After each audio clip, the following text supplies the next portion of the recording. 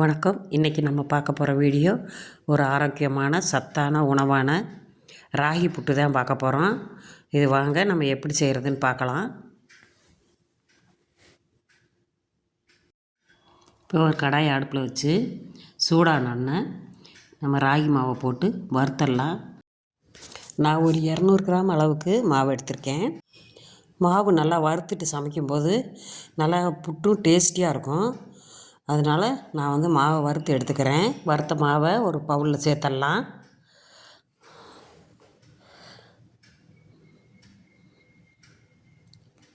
இதை கொஞ்சம் சூடு ஆறுனதும் தேவையான அளவு உப்பு சேர்த்துக்குவோம்.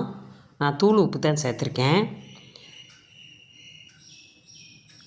இதை நம்ம தண்ணி ஊற்றி கெட்டி போடாமல் கொஞ்சம் கொஞ்சமாக தண்ணி சேர்த்து நல்லா பிசைஞ்சுக்கலாம்.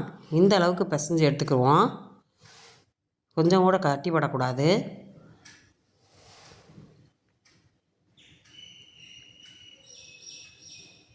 பிணைஞ்சிட்டு கொஞ்சம் லேசாக தண்ணி ஊற்றி ஒரு 2 நிமிஷம் அப்படியே ஊற விட்டுருவோம். 2 நிமிஷம் ஊறினதுக்கு முன்னாடி நல்லா கலந்துட்டு ஒரு இட்லி பாத்திரத்தில் தண்ணி ஊற்றி நல்லா கொதிக்க வச்சுருக்கேன். இப்போ இட்லி தட்டில் இட்லி துணியை போட்டு அதுக்கப்புறமா நம்ம மாவை அதில் சேர்த்துடலாம். இப்போ இட்லி பாத்திரத்தை போட்டு மூடுறதுக்கு முன்னாடி கொஞ்சம் லைட்டாக தண்ணி சேர்த்துக்குவோம். தண்ணி சேர்த்துட்டு ஒரு 15 நிமிஷம் வேக விட்டுருங்க. பாருங்கள், வாசம் செமையாக இருக்குது பாருங்கள், சூப்பராக இருக்கும். இப்போ இதை ஒரு பவுலில் சேர்த்துடலாம்.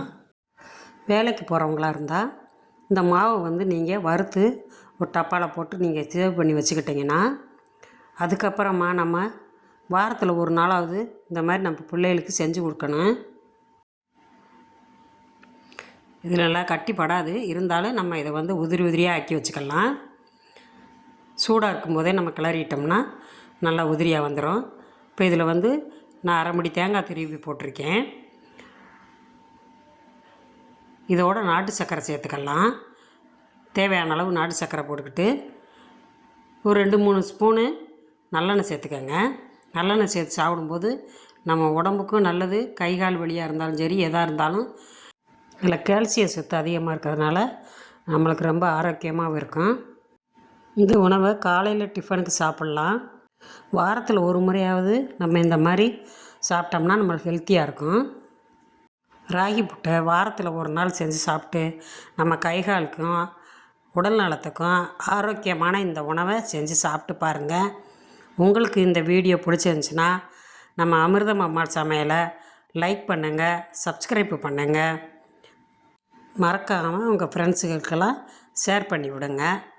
இது மாதிரியான சத்தான உணவு சமைச்சு சாப்பிட்டுட்டு உங்கள் கருத்துக்களை நம்ம கமெண்ட்ஸ் பாக்ஸில் சொல்லுங்கள். அப்படியே மறக்காமல் பெல் ஐக்கானை தட்டினீங்கன்னா ஆளுங்கிற ஆப்ஷன் வரும். அதையும் தட்டினீங்கன்னா நம்ம போடுற வீடியோ உங்களுக்கு உடனே சேரும்.